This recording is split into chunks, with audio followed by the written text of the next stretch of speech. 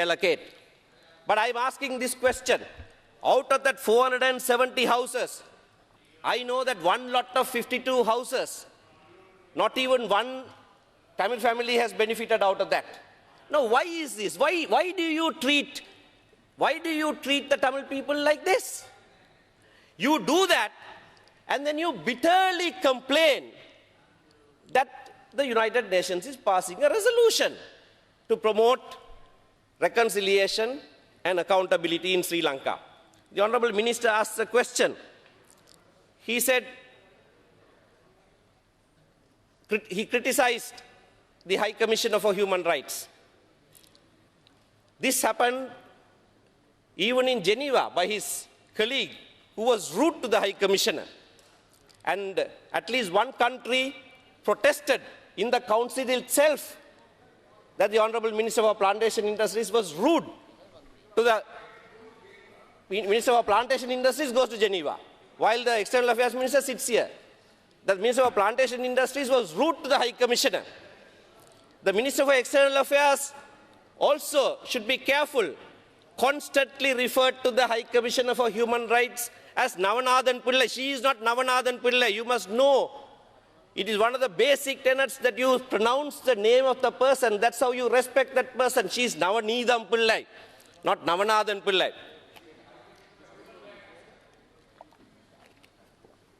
He said, she is shifting the goalpost. Having said that she is shifting the goalpost, he later in his speech conceded that 7 days after the war ended, she called for international investigations. How is she shifting the goalpost then? On the 26th of May 2009, she called for international investigation. In March 2013 also, she is calling for international investigation. Where is she shifting the goalpost?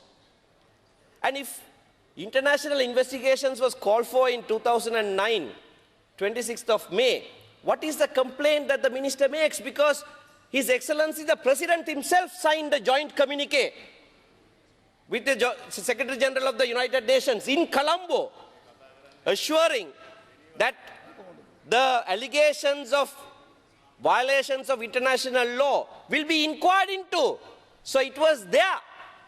Even your own president conceded that there were allegations that needed to be inquired into. Now I want to say one word about international investigation, since such umbrage is being taken by the word international. There are credible allegations against both sides that fought the war. One is the LTTE. The other is the government of Sri Lanka. Can you have an inquiry conducted by one of those accused persons? Can that ever be acceptable? Any inquiry must be independent. Nobody can dispute that. Any inquiry must be independent. And in this instance, if the inquiry is to be independent, it must necessarily be international. How can you have a local inquiry when one of the accused persons is the government of Sri Lanka, and that has been conceded to by no less a person than His Excellency the President in the joint communique that he signed on the 26th of May 2009. He's talking about bullying. Country is being bullied. Who is being bullied within the country? Who is being bullied within the country? The Honorable Leader of the Opposition, just one day in Jaffna, he recounted his own experience when the people there are being bullied by your military intelligence personnel. You can't have one meeting there. Muslim women can't walk on the streets of this country today in the traditional dress. In Mannampitiya, Honorable Minister, a young girl with the habaya was walking and she was attacked. She has made a complaint to the Polnaruwa police. On the day the Mattala airport was opened, the same night, a church in Veerakatiya was attacked by a mob, unfortunately led by religious leaders, by the Buddhist monks. And they go and demonstrate before the Indian High Commission, saying that 2 venerable monks have been attacked in Tamil Nadu. We condemn those attacks. We don't support that. No monk should be attacked in Tamil Nadu. But who is complaining? Why aren't they complaining about the church being attacked in Veerakatiya, in your own country, before you look at the other countries? Why aren't you going on processions that Muslim women are being attacked on the road? You don't go on processions for that. You only have to complain about other countries. Look at yourself inside first. You put your house right. If you put your house right, no one else will ever be able to point fingers at you. You have this happening in your own country.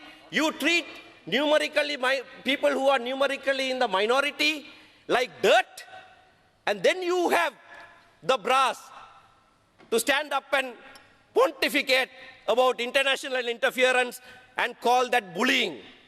You know, when you get a little bit of the taste of your own medicine, you are smarting, but you can't understand how much we feel being treated like dirt in this country. You talk about changing the goalpost. What did your government do? Started talks with us. You were in that delegation that talked with us.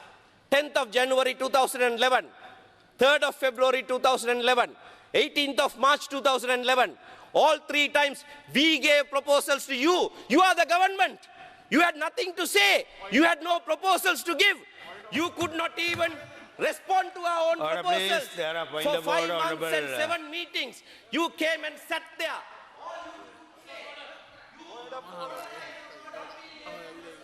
Honorable Rohan Radwat, what's the point of order, please? ගරු මූලාසනාරූඪ මන්ත්‍රීතුමනි මම තමුන්නාන්සේගේ අවධානය රීති 84 5ට අවධානය යොමු කරනවා. Is that okay? I look at that. Sir, so that can be read and understood later. Some people take a long time to understand and to read also. Honorable Sumandra, now wind up, please. Your time is over. No, sir, I will take some more time. I'll take 5 more minutes from Mr. Vinay. From when I am okay.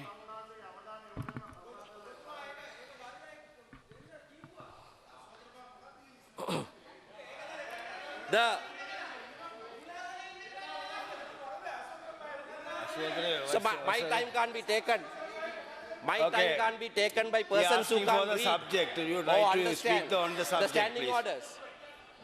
Because their slowness can't take my time out. You must study and come. Now, in the resettlement, what is the progress that you have made? The LLRC at paragraph 9.134 very specifically says the government must disengage security forces from all civil administration related activity as rapidly as possible. That has not been done. And it is because the security forces have not been disengaged, and it is because that they occupy land that people have not been resettled. The Honorable Minister for Resettlement was very forthright. Talking about Kepapulavu, he said, I have no authority. When they are able to be resettled there, I can do that. But now they are in temporary. Why are they in temporary places? Because there is a large military cantonment that has been built in Kepapulavu, and people are being kept out. What has happened in Mullikulam? What has happened? Honorable Minister of Mannar District will know what has happened in Mullikulam. What has happened in Valigamam North? What has happened in Sampur? Why aren't people being resettled? His Excellency the President on the 26th of May 2009, when he signed the joint communique, he gave a second assurance that he gave was that all displaced persons will be resettled in their own places before the end of that year 2009. And 2013, you come to this house and you want to extend the period of the resettlement authority for another 3 years. 4 years after His Excellency's deadline ended, you come and you ask for another 3 years for resettlement authority. What is the resettlement authority doing? Nothing. It is a presidential task force that controls PTF, that controls everything. There is no resettlement authority. I don't know why the Minister for Resettlement wants this authority to extend this period. Resettlement is not complete. He concedes. 200,000 people are still not resettled. Even others who are said to be resettled only have to look at the roads, the carpet roads. Yes, I'm concluding. The carpet roads and the bridges, and know that the government has money to do all of that, but will not spend on priority such as their own shelter and their livelihood. Thank you. Thank you very much.